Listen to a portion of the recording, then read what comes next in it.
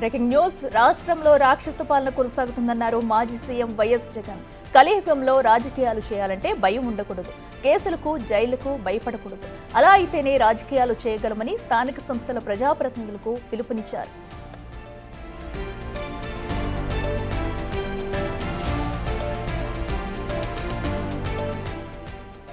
ప్రతి కార్యకర్తల కష్టాలని చూస్తున్నానని, జగన్ 2.0లో కార్యకర్తలకు ప్రాధాన్యత ఉంటుందని హామీ ఇచ్చారు. కోవిడ్ కారణంగా 5 ఏళ్ల పాలనలో అనుకున్నంత మేర సరిగ్గా చేయలేకపోయామన్నారు. అన్యాయం చేయాలనుకుంటే చేయమనండి, కొడతానంటే కొట్టమనండి, కానీ మీరు ఏ పుస్తకంలోనైనా పేర్లు రాసుకోండి. ఆ అన్యాయాలు చేసిన వారికి సినిమాలు చూపిస్తామని కార్యకర్తల్లో జోష్ నింపేలా స్పీచ్ ఇచ్చారు. రిటైర్డ్ అయిన వారిని లాక్కుని వస్తాం, దేశం విడిచిపెట్టి వెళ్లినా సరే రప్పిస్తాం, అన్యాయాలు చేసిన ఒక్కొక్కరికి సినిమాలు చూపిస్తామన్నారు జగన్. మనకు టైం వస్తుంది. చంద్రబాబు దుర్మార్గపు పాలన వల్ల తీవ్రంగా ఇబ్బంది పడ్డ వారి కథలు వింటే చాలా ఆవేదన కలుగుతుందన్నారు.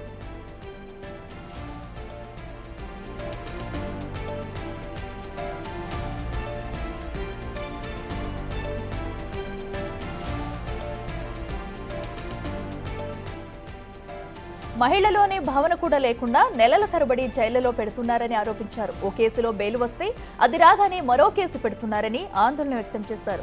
వల్లభనేని వంశీ విషయంలో ఇలాగే చేశారని, దళితుడైన మాజీ ఎంపీ నందిగం సురేష్ విషయంలోనూ ఇలాగే దారుణాలు చేస్తున్నారని ఆరోపించారు. సుమారు నెలన్నరకు పైగా జైల్లో ఉండి బయటకు వచ్చిన తర్వాత ఇప్పుడు మళ్లీ కేసు పెట్టి జైల్లో వేశారని ఆగ్రహం వ్యక్తం చేశారు. తనను తన కుటుంబ సభ్యులను తిడితే ఎందుకు తిట్టావన్నందుకు తప్పుడు కేసులు పెట్టి అరెస్టు చేస్తున్నారని ఆరోపించారు. చంద్రబాబు ఇవాళ నాటిన విత్తనం రేపు మహావృక్షం అవుతుందని మర్చిపోవద్దని ఫైర్ అయ్యారు. రాబోయే రోజుల్లో ప్రజల తరపున గట్టిగా పోరాటాలు చేద్దామని, వచ్చేది మన ప్రభుత్వమేనని హామీ ఇచ్చారు.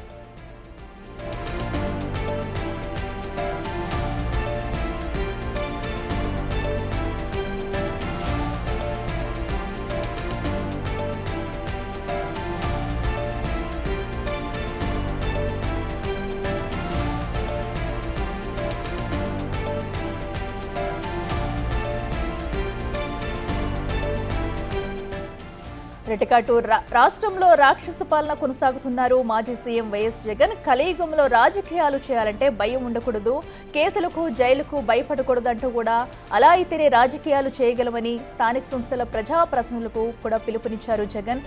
అయితే అటు కూటమి ప్రభుత్వంపై తీవ్ర స్థాయిలో ఫైర్ అయ్యారు. అక్రమ కేసులు పెడుతూ జైల్లో వేస్తున్నారని, మహిళలని కూడా చూడకుండా రిపీట్గా కేసులు పెడుతూ జైల్లో ఉంచుతున్నారంటూ కూడా టీడీపీ అటు కూటమి ప్రభుత్వంపై విరుచుకుపడ్డారు. అయితే వచ్చేది మన ప్రభుత్వమే, జగన్ 2.0లో అందరికీ న్యాయం చేస్తామంటూ ఒక భరోసా ఇస్తూ అటు కార్యకర్తల్లో జోష్ నింపేందుకు ప్రయత్నం చేశారు మాజీ సీఎం జగన్. ఇక కూటమి ప్రభుత్వం ఏ పుస్తకాల్లో ఎవరి పేర్లు రాసినా, ఎన్నిసార్లు జైల్లో పెట్టినా, ఎలాంటి కేసులు పెట్టినా భయపడం, అటు న్యాయబద్ధపరంగా కూడా బయటకు వస్తామంటూ కొన్ని నిర్ణయాలు తీసుకున్నారు. మండలం నుంచి వచ్చిన ఎంపీటీసీలందరినీ కూడా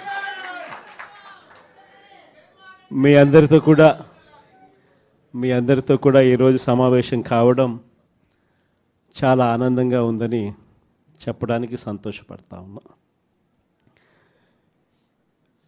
ఎటువంటి పరిస్థితుల మధ్య ఈరోజు మన రాష్ట్రంలో మనందరం ఈరోజు ప్రయాణం చేస్తూ ఉన్నాము అన్న సంగతి నాకన్నా బెటర్గా కూడా మీకే బాగా తెలుసు.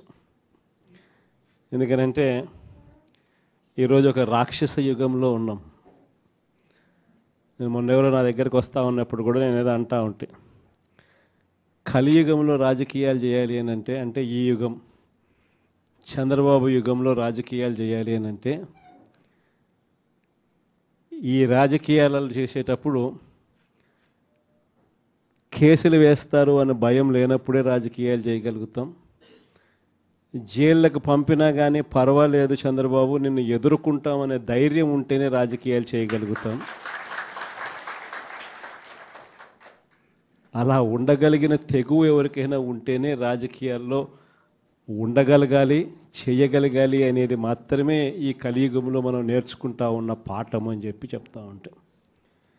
ఈరోజు నిజంగానే రాజకీయాలు అలానే తయారయ్యి, చంద్రబాబు నాయుడు ఈరోజు చేస్తూ ఉన్న రాజకీయంలో కనీసం 1% కూడా మనం ఆ రోజుల్లో ఎప్పుడు చేయలే. ఆ రోజుల్లో మనం ఏ ఒక్కరికి కూడా ఇబ్బంది జరగకూడదు అనే ఆలోచనలు చేశాం. ఇన్ఫ్యాక్ట్ నాకు బాగా గుర్తుంది, తాడిపత్రి మున్సిపల్ ఎలక్షన్లు జరుగుతూ ఉన్నాయి. మనం రాష్ట్ర వ్యాప్తంగా మున్సిపాలిటీలు అన్నీ మనం స్వీప్ చేసినాం. రాష్ట్ర వ్యాప్తంగా జెడ్పీటీసీలు స్వీప్ చేసినాం, ఎంపీటీసీలు స్వీప్ చేసినాం, సర్పంచ్ స్థానాలు స్వీప్ చేసినాం. మున్సిపల్ ఎలక్షన్లలో కూడా మనం ఓడిపోయింది బహుశా రాష్ట్ర వ్యాప్తంగా ఒక 2 మున్సిపాలిటీలు మనం ఓడిపోయినాం. అందులో తాడిపత్రి ఒకటి. వాళ్ళకు 18, మనకు 16. కేవలం వాళ్ళకు తేడా 2. మన ఎమ్మెల్యే వండుకొని అన్న 2 తేడా ఎత్తేద్దామన్నాడు. ఆ రోజు నాకు బాగా గుర్తుంది. అరే నేను ఒప్పుకోలా. మన ఎమ్మెల్యే అయినని కూడా నేను హౌస్ అరెస్ట్ చేయించిన. మన ఎమ్మెల్యేని నేను హౌస్ అరెస్ట్ చేసి ఎన్నిక జరిపించి తాడిపత్రి మున్సిపాలిటీ సవ్యంగా జరిగించి చివరిగా తెలుగుదేశం 18 వాళ్ళకు, 16 మనకు న్యాయబద్ధంగా ప్రజాస్వామ్యబద్ధంగా ఎన్నిక జరిగింది ఆ రోజు. కానీ ఈరోజు చూస్తే పరిస్థితి ఎలా ఉంది అని చెప్పి ఒకసారి చూస్తే మనమేమో అప్పట్లో జగనన్నకు చెబుదామని చెప్పి ఒక టెలిఫోన్ నెంబర్ ఇచ్చా. స్పందన అని ఒక ప్రోగ్రాం కూడా పెట్టా. ఎవరికి ఏ ఇబ్బంది వచ్చినా కూడా కులం చూడలా, మతం చూడలా, రాజకీయాలు చూడలా, పార్టీ చూడలా, చివరికి తెలుగుదేశం వానికి కూడా ఏదైనా ఇబ్బంది వచ్చినా కూడా జగనన్నకు చెబుదామని చెప్పి ఫోన్ చేస్తే చాలు, ఎమ్మెల్యేలు అడ్డుకున్నా ఇంకొకరు అడ్డుకున్నా కూడా జగనన్నకు చెబుదామనే నెంబర్కు ఫోన్ చేస్తే చాలు వెంటనే స్పందన ఉండేది, వెంటనే పరిష్కరించే పరిస్థితి మన హయాంలో మనం చేసాం. స్పందన అని ఒక ప్రోగ్రాం పెట్టాం. ప్రతి వారము ఆ స్పందన అనే ప్రోగ్రాంలో కలెక్టర్లు ఖచ్చితంగా ఉండేట్టుగా, ఎస్పీలు కరెక్ట్గా ఉండేట్టుగా డేట్ ఇచ్చి ప్రతి వారం రోజు జరిగేట్టుగా చూసుకొని కలెక్టర్ల దగ్గర నుంచి మొదలైతే మండలాలలో మండల ఇన్ఛార్జీల వరకు కూడా ఆ స్పందన ప్రోగ్రాంలో పార్టిసిపేట్ చేసే పరిస్థితి. ఎవరికి ఏ సమస్య వచ్చినా కూడా స్పందనలో చెప్తే ఆ సమస్య పరిష్కారం అయ్యేదాకా డైరెక్ట్గా సీఎంఓ పర్సూ చేసి ఎందుకు ఈ సమస్య పరిష్కారం కావడం లేదు అని చెప్పి అడిగే పరిస్థితిలో మన పాలన చేసాం. అత్యధికంగా ఆ పొద్దు సాల్వ్ అయింది తెలుగుదేశం పార్టీ వాళ్ళకి సంబంధించిన సమస్యలే. అంతగా మనం కులం చూడకుండా, మతం చూడకుండా, రాజకీయాలు చూడకుండా, మనకు ఓటు వేశారా లేదా అన్నది కూడా చూడకుండా ఆ రోజుల్లో మనం పరిపాలన అందిస్తే ఈరోజు చూస్తే ఎలాంటి పరిస్థితులు ఉన్నాయి అని అంటే ప్రజాస్వామ్యాన్ని పట్టపగలే ఖూనీ చేస్తూ ఉన్నా కూడా ఈరోజు ఎవరు మాట్లాడలేని పరిస్థితిలో ఈరోజు పాలన సాగుతూ ఉంది. ఇలాంటి పరిస్థితుల్లో ఈరోజు మనం రాజకీయాలు చేస్తూ ఉన్నాం.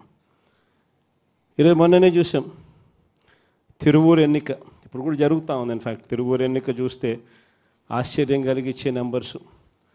ఎందుకు ఎన్నికలు చేస్తూ ఉన్నారో కూడా ఎవరికి అర్థం కాదు. అక్కడ తిరువూరు పరిస్థితి ఏమిటి అని అంటే 17 వైఎస్ఆర్సీపీ గెలిస్తే 20లో 3 టీడీపీ. మా తెలుగుదేశం పార్టీ ఎక్కడ గెలుస్తుంది, ఎందుకు గెలుస్తుంది, అసలు పోటీ ఎందుకు పెడతా ఉన్నారు? అయినా దాన్ని కూడా లాగేసుకోవాలి అని చెప్పి తాపత్రయంతో బలవంతం చేసి ప్రలోభాలు పెట్టి 17 మందిలో నుంచి ఒక 5 మందిని లాక్కొని చివరికి వైసీపీ 12, తెలుగుదేశం పార్టీ 8కి వచ్చినారు. అక్కడ కూడా ఎన్నిక కూడా ఇప్పటికీ మెజారిటీ మనమే కాబట్టి ఎన్నిక ఎప్పుడైనా మనమే గెలవాలి. ఆ ఎన్నిక కూడా జరగకోకుండా ఏకంగా పోలీసుల ఆధ్వర్యంలో ఎన్నిక ఆపుతూ ఉన్నారు. మన వాళ్ళందరినీ హౌస్ అరెస్టు, వాళ్ళందరినీ రోడ్ల మీదకి తీసుకొచ్చి నిలబెట్టినారు. ఈరోజు హౌస్ మోషన్, కోర్టులో హౌస్ మోషన్ ఈరోజు మనం మూవ్ చేసి ఈరోజు ఆ ఎన్నికకి సంబంధించి ప్రొటెక్షన్ ఇచ్చి పోలీసు వాళ్ళని తీసుకొని పోయి ఎన్నిక జరిపించమని చెప్పి కోర్టులు చెప్తే ఆ ఎన్నిక జరుగుతుందో జరగదో కూడా ఇంకా తెలియదు. నర్సరావుపేట 17 వైసీపీని గెలిచింది. ఈరోజు వైసీపీ 13, తెలుగుదేశం పార్టీ ఈరోజు 3, ఒకరు చనిపోయినారు. సో ముగ్గురే ఉన్నప్పుడు, ఇప్పటికీ మనకి మెజారిటీ ఉన్నప్పుడు తెలుగుదేశం పార్టీ ఏ రకంగా గెలుస్తుంది? కానీ కోరం లేకపోయినా కూడా మేమే గెలిచేసినామని చెప్పి డిక్లేర్ చేసుకున్నారు. కారంపూడి 14 వైసీపీ 14 వైసీపీనే గెలిచింది. ఈరోజు ప్రలోభాలు పెట్టి ఇంకొకటి చేసి వైసీపీ 8, తెలుగుదేశం పార్టీ 6. అయినా కూడా మనకే మెజారిటీ ఉంది. అయినా కూడా అక్కడ కూడా కోరం లేకపోయినా కూడా మేమే గెలిచాము అని చెప్పి డిక్లేర్ చేసుకున్న పరిస్థితి. అంతెందుకు కుప్పం మున్సిపాలిటీ దగ్గర నుంచి మొన్న జరిగిన రామకుప్పం ఉప ఎన్నిక దాకా కూడా ఎక్కడ చూసుకున్నా కూడా ఇదే పరిస్థితి. ఈరోజు ఇక్కడే ఉన్నారు. ఎందుకు ఇదే రామగిరి నియోజకవర్గంలో, ఇది రామగిరి మండలం చూస్తే ప్రకాష్ కాన్స్టిట్యున్సీ. ఇక్కడ వైసీపీకి సంబంధించి 10 మందిలో వైసీపీ 9 గెలిచింది. తెలుగుదేశం పార్టీ గెలిచింది కేవలం 1. మరి అలాంటప్పుడు ఎన్నికెందుకు జరపాలా? ప్రజాస్వామ్యంలో ఒక పార్టీ టికెట్ మీద, ఒక పార్టీ బీఫామ్ మీద, ఒక పార్టీ గుర్తు మీద గెలిచినప్పుడు ముఖ్యమంత్రిగా ఉన్న మనమే దాన్ని కాపాడలేని పరిస్థితిలో మనమే పరిపాలన చేస్తూ ఉన్నప్పుడు, మనమే ప్రజాస్వామ్యాన్ని దగ్గరుండి పోలీసులను పెట్టి మరీ కూనీ చేయించమని చెప్పి మనమే ప్రోద్బలం చేస్తూ మళ్ళీ రాజకీయాలు చేస్తూ ఉన్నప్పుడు ఎందుకు ఈ రాజకీయాలు చేస్తూ ఉన్నాం? ఈరోజు ఇదే రామగిరిలో ఇప్పటికీ కూడా 6 మంది మనము, 9 మందిలో 3 వాళ్ళు లాక్కున్నారు. అయినా ఇంకా 6 మంది మనమే మెజారిటీ. ఎన్నిక పెడితే మనమే గెలుస్తాం. కానీ ఎన్నిక పోస్ట్పోన్మెంట్ మీద పోస్ట్పోన్ చేస్తూ ఉన్నారు. చివరికి కోరం లేదని చెప్పి అది కూడా వాళ్ళ ఖాతాల్లో వేసుకుంటారు. ఇది జరుగుతూ ఉంది. పాలకులు కూడా ఇక్కడికి వచ్చినారు కూడా బలవంతం చేస్తే 18 మందిలో వైసీపీ 14, టీడీపీ 4 గెలిచింది. ఒకరిని లాక్కున్నారు ఎంతో కష్టపడితే. మిగతా వాళ్ళందరూ గట్టిగానే ఉన్నారు. అక్కడ కూడా ఇంకా చేయగలిగింది ఏమీ లేక వదిలేసినట్టున్నారు. ప్రజాస్వామ్యం కూనీ అయిపోయిన పరిస్థితుల మధ్య ఈరోజు మనం అంతా కూడా ఈరోజు ఏకమవుతా ఉన్నాం. మామూలుగా ప్రతి ప్రభుత్వానికి కూడా ఒక సంవత్సరం పరిపాలన చేస్తే ప్రభుత్వ వ్యతిరేక ఓటు అనేది అంతో ఇంతో ఉంటుంది. అది మామూలుగా సంవత్సరం పరిపాలన చేసిన పార్టీకి ఈ లెవెల్లో మామూలుగా ఎక్కడైనా ఉంటే, చంద్రబాబు నాయుడుకి మాత్రం ఈ సంవత్సర కాలంలోనే ఇక్కడ ఉంది. ప్రభుత్వ వ్యతిరేక ఓటు అనేది ప్రజలు కూడా ఏ స్థాయిలో చంద్రబాబు నాయుడిని ద్వేషించుకుంటా ఉన్న పరిస్థితి ఉంది అని అంటే, ఆ ద్వేషం ఈ స్థాయిలోకి ఇప్పటికే సంవత్సరం కాలంలోనే వచ్చింది. గ్రామాల్లో మొట్టమొదట కనపడేది ఏమిటి? ఈ స్థాయి నుంచి పిల్లలు మొదలు పెడతారు. చంద్రబాబు నాయుడును ప్రశ్నించడం, చంద్రబాబు నాయుడు గారి కార్యకర్తలను ప్రశ్నించడం, చంద్రబాబు గారి నాయకులను ప్రశ్నించడం. ఈ స్థాయి నుంచి చిన్నపిల్లలు సైతం మొదలు పెడతారు. నా 15,000 సంగతి ఏమిటి అని ఈ స్థాయి నుంచి పిల్లలు మొదలు పెడతారు. ఎన్నికలప్పుడు ఏమని చెప్పాడు? ఇంటింటికి పోయాడు, ఇంటింటికి కరపత్రాలు పంచినారు, ఇంటింటికి బాండ్లు అన్నాడు. ఇంటింటికి పోయి ఏం చెప్పినాడు? ఇంట్లో చిన్నపిల్లలు, మీ ఇదే పాలకొల్లు నుంచి వచ్చిన కార్పొరేటర్లకు అయితే ఇంకా బాగా చక్కగా తెలుసు. ఆ మంత్రి రామానాయుడు అనే ఆ మంత్రి ఆయన మాట్లాడిన మాటలు వైరల్ అవుతూ ఉంటాయి. ఇప్పుడు ఈ రోజుకి కూడా సోషల్ మీడియాలో ఆయన మాట్లాడిన వీడియో టేపు. ఆయన ఏమన్నాడు? ఇంటింటికి ఆయన పోతాడు, ఆయనతో పాటు కార్యకర్తలు అందరినీ పంపించాడు. అక్కడ పోయి ఏమంటాడు? చిన్నపిల్లలు కనపడితే నీకు 15,000, నీకు 15,000, నీకు 15,000. అదే ఇంట్లో నుంచి వాళ్ళ అమ్మ బయటకు వచ్చింది, పిల్లల అమ్మ, వాళ్ళ చిన్నమ్మ. వీళ్ళు బయటకు వస్తే వాళ్ళని చూడగానే, వాళ్ళని చూసిన వెంటనే నీకు 18,000, నీకు 18,000, నీకు 18,000 అంటాడు. సంతోషమా అని అంటాడు. మళ్ళా అంతలో ఇంట్లో నుంచి ఈ చిన్నమ్మలు, ఈ అమ్మలు, వాళ్ళ అమ్మలు బయటకు వచ్చినారు. వాళ్ళని చూడగానే నీకు 50 ఏళ్ళ వయసు కదా, మీకు 48,000, నీకు 48,000, నీకు 48,000 అన్న మొదలుపెట్టినాడు. అంతటితో ఆగల. ఇంట్లో నుంచి 20 ఏళ్ళ పిల్లోడు వస్తే ఇట్లా చూసి నీకు 36,000, నీకు 36,000, నీకు 36,000 సంతోషమా అన్నాడు. అంతటితో ఆగల. ఆ ఇంట్లో నుంచి ఒక రైతు బయటకు వచ్చినట్టు కండువా కప్పుకొని, రైతు అని చెప్పి ఎప్పుడైతే చూశాడో నీకు 26,000, నీకు 26,000, నీకు 26,000 అన్న మొదలుపెట్టాడు. ఇలా మనం చెప్పిన దానికన్నా కూడా 3 4 ఎక్కువగా ఇస్తాము అని చెప్పి ప్రతి ఇంటికి కూడా వీళ్ళు చెప్పిన మాటలు వీళ్ళను వెంటాడుతూనే ఉంటాయి. ఏ ఒక్కరింటికి వీళ్ళు వెళ్ళలేని పరిస్థితి రాష్ట్రంలో ఈరోజు నెలకొని ఉంది. ఒకవైపున ఇలాంటి రాజకీయ పరిస్థితులు ఒకవైపున ఉన్నాయి. మాట మీద నిలబడిన రాజకీయ నాయకుడు ఈరోజు రాష్ట్రంలో ముఖ్యమంత్రి హోదాలో ఉన్నాడు. మాట ఇస్తే ఆ మాట తప్పడం కోసమే, ఆ మాట అంటే వెన్నుపోటు పొడవడమే అని చెప్పి డెఫినేషన్ ఇస్తూ రాజకీయాలు చేస్తూ ఉన్న వ్యక్తి ఈరోజు ముఖ్యమంత్రి స్థానంలో కూర్చొని ఉన్నాడు. మరోవైపు రాష్ట్రంలో ఏది కూడా పట్టించుకునే పరిస్థితి లేదు. ఈరోజు స్కూళ్ళన్నీ కూడా నిర్వీర్యమైపోయిన పరిస్థితి కనిపిస్తుంది. ఇంగ్లీష్ మీడియం బడులు గాలికి ఎగిరిపోయిన పరిస్థితులు. గోరుముద్ద అన్న పథకం ఈరోజు కనీసం తినడానికి ఇబ్బందికర పరిస్థితుల్లో పిల్లలు ఉన్న పరిస్థితులు ఈరోజు ఆ పథకం వెళ్ళిపోయిన పరిస్థితి. నాడు నేడు పనులు ఆగిపోయిన పరిస్థితులు. పిల్లల చేతుల్లో ట్యాబులు పెట్టి 8వ తరగతికి వచ్చేసరికి చిక్కటి చిరునవ్వుతో పిల్లలు కనిపించే పరిస్థితి ఈరోజు తెరమరుగైపోయింది. అమ్మఒడి అనే పథకంతో పిల్లలను ప్రోత్సహిస్తూ బడులకు పంపించే తల్లులకి ఈరోజు కనీసం పలకరించే పరిస్థితి కూడా లేని పరిస్థితిలో బడులు తయారయ్యాయి. మరోవైపున పేదవాడి వైద్యం గురించి కనీసం ఆలోచన చేసే పరిస్థితిలో కూడా ఈ ప్రభుత్వం లేదు. ఏ పేదవాడికైనా కూడా వైద్యం అవసరమైనప్పుడు ఆ పేదవాడికి ప్రభుత్వం తోడుగా ఉంది అన్న భరోసా ఇవ్వగలగడం ప్రభుత్వ కనీస బాధ్యత. అలాంటిది ఆరోగ్యశ్రీకి ప్రతి నెల కనీసం నెలకు 300 కోట్ల రూపాయలు ఖర్చు అవుతుంది. ఈ ప్రభుత్వం వచ్చి 12 నెలలు. ఆరోగ్యశ్రీ బిల్లులు ఇప్పటికే 3600 కోట్లు దాటాయి. ఆరోగ్యశ్రీ బిల్లులు ఇవ్వడంలా ఆరోగ్య ఆసరా గురించి పట్టించుకునే పరిస్థితి లేదు. ఆరోగ్యశ్రీ బిల్లులు ఇవ్వక, ఆరోగ్య ఆసరా గురించి పట్టించుకోక ఈరోజు ఏ పేదవాడైనా కూడా వైద్యం కోసం ఏదైనా హాస్పిటల్కి పోతే ఆ హాస్పిటల్లో ఈరోజు డాక్టర్లు పేదవాడికి వైద్యం అందించే పరిస్థితిలో లేరు. డబ్బులు కడితేనే వైద్యం అందిస్తాము అని చెప్పి ఈరోజు పేదవాడిని డబ్బులు కడితే తప్ప వైద్యం అందని పరిస్థితిలోకి అప్పుల పాలు చేస్తూ ఉన్న పరిస్థితి ఈరోజు రాష్ట్రంలో. ఏ రైతుకు కూడా ఈరోజు గిట్టుబాటు ధర రావడంలా, ఏ పంటకు ఈరోజు గిట్టుబాటు ధర రావడంలా. మళ్ళీ దళారీల వ్యవస్థ వచ్చేసింది. ఆర్బీకే వ్యవస్థ కుప్పకూలిపోయింది. ఈ క్రాపింగ్ గాలికి ఎగిరిపోయింది. ఉచిత పంటల బీమా కంటికి కనపడకుండా తెరమరుగైపోయింది. పంటలు ఏదైనా వరదలు వచ్చినా, నష్టం వచ్చినా వెంటనే సీజన్ ముగిసేలోగానే ఆదుకునే ఇన్పుట్ సబ్సిడీ కార్యక్రమం సీజన్లు ముగుస్తూ ఉన్నా కూడా పట్టించుకోలేని పరిస్థితి. రైతు పరిస్థితి ఈరోజు అగమ్య గోచరంగా కనిపిస్తూ ఉంది.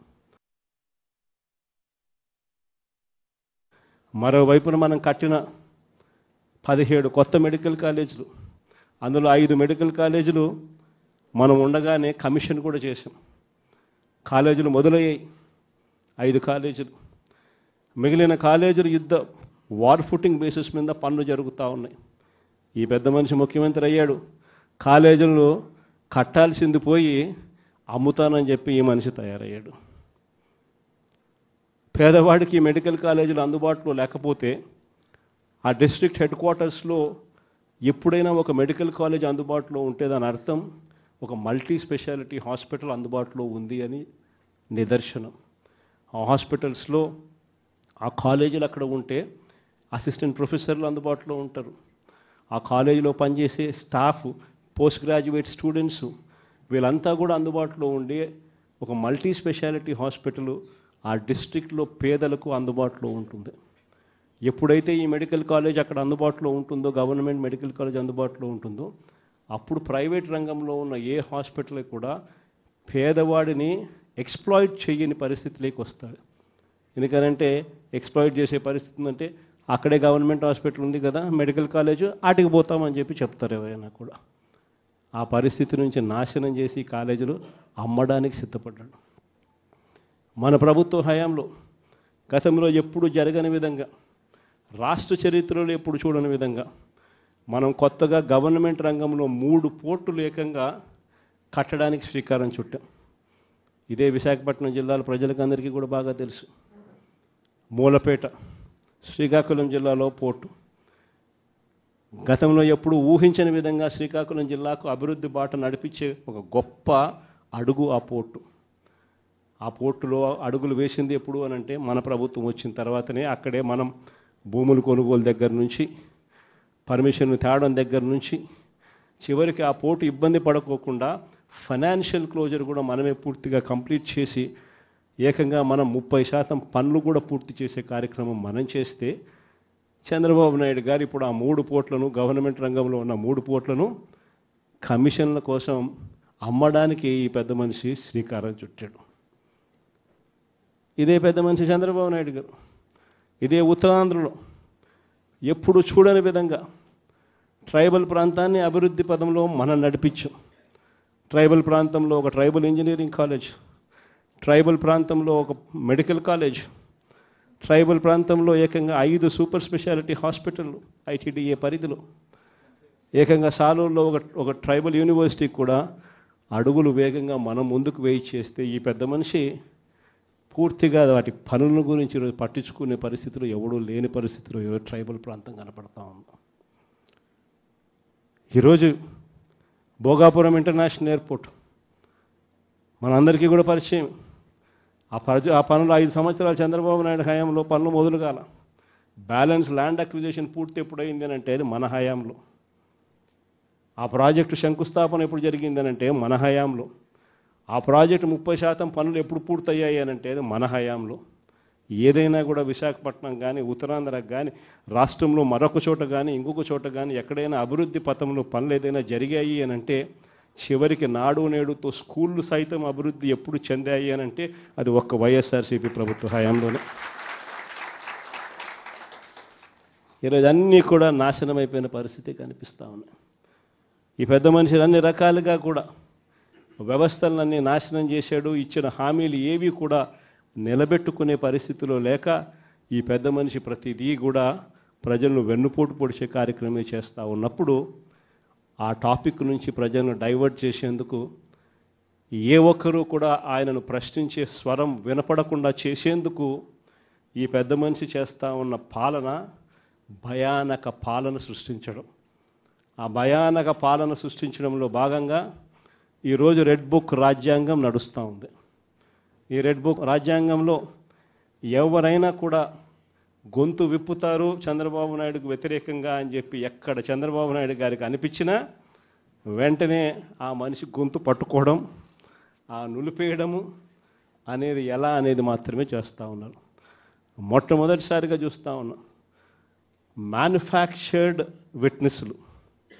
అంటే ఒక నేరంతో ఒక మనిషికి సంబంధం ఉండదు, కానీ ఏకంగా వీళ్ళకి సంబంధించిన ఒక వ్యక్తిని క్రియేట్ చేస్తున్నారు.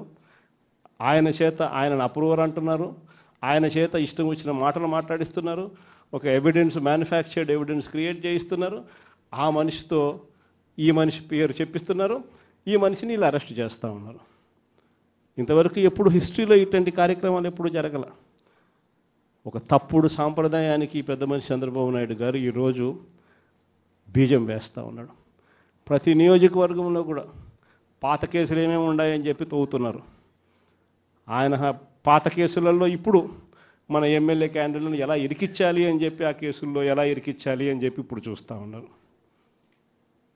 ఏ తప్పు జరగకపోయినా కూడా యాక్టివ్గా ఎవడైనా కార్పొరేటర్ ఉన్నా, ఎవడైనా ఎంపీటీసీ ఉన్నా, ఎవడైనా జెడ్పీటీసీ ఉన్నా, లేకపోతే ఎవరైనా లీడర్ ఉన్నా సరే విజిలెన్స్లో ఎలా ఇరికించాలా, తప్పుడు కేసు ఎలా పెట్టించాలా అనే సంస్కృతితోనే ఈరోజు పాలన సాగుతూ ఉంది. నేను ఒకటి చెప్తా ఉన్నా, ఈరోజు కష్టంలో ఉన్న వైఎస్ఆర్సీపీ అన్నదమ్ములను నేను ఈరోజు చూస్తూ ఉన్నా. నేను మీ అందరికీ ఒకటే చెప్తా ఉన్నా, మీ అన్నగా, మీ తమ్ముడిగా, మీ బిడ్డగా ఒకటి చెప్తా ఉన్నా. నెక్స్ట్ వచ్చే జగన్ 2.0లో పరిస్థితి ఈ మాదిరిగా ఉండదు. ఈరోజు ప్రతి కార్యకర్త కష్టాన్ని చూస్తూ ఉన్నా కాబట్టి చెప్తా ఉన్నా. ఇంతకుముందు మన హయాంలో మనం వచ్చే టయానికే కోవిడ్ మహమ్మారి మధ్యలో 2019 జూన్లో మనం ప్రమాణ స్వీకారం చేశాం. ఆ తర్వాత ఆ మార్చిలోనే ముగియక మునిపే ఒక సంవత్సరం కూడా సరిగ్గా ముగియక మునిపే 2020 మార్చి వచ్చేసరికి వెంటనే కోవిడ్ వచ్చింది. ఆ తర్వాత 2 సంవత్సరాలు కోవిడ్తో మనం యుద్ధం చేయాల్సిన పరిస్థితుల మధ్య మన పాలన సాగింది. బహుశా కార్యకర్తలకు అనుకున్న మేరకు బహుశా నేను చేయలేకపోయి ఉండొచ్చు, కానీ ఇవాళ ఒకటే చెప్తా ఉన్నా, ఈరోజు ఈ కష్టాన్ని చూసిన వ్యక్తిగా చెప్తా ఉన్నా, రేపొద్దున ఇలా ఉండదు. రేపొద్దున జరిగే ప్రతి విషయంలోనూ వైఎస్ఆర్సీపీకి కార్యకర్తే నెంబర్ 1గా ఉంటాడని మాత్రం ఖచ్చితంగా చెప్తాను. ప్రతి కార్యకర్తకు నేను ఒకటే చెప్తా ఉన్నా, ఎవడెవడైతే మీకు అన్యాయం చేశాడో పర్వాలా, అన్యాయం చేయండి, చేయించుకుంటాం, టైం మీది, కానియండి, కొట్టండి అని చెప్పండి. ఆడు ఎవడు ఏం చేస్తా ఉన్నాడో పేరు రాసుకోండి. రెడ్ బుక్ అని నేను చెప్పను, కానీ పేరైతే రాసుకోండి. మీరు ఏ బుక్లో రాసుకున్నా పర్వాలా, పేరైతే మీరు రాసుకోండి. దాని తర్వాత మాత్రం అన్యాయం చేసినోనికి సినిమా మాత్రం మనం చూపిస్తామని చెప్తాను. ఆ మనిషి రిటైర్డ్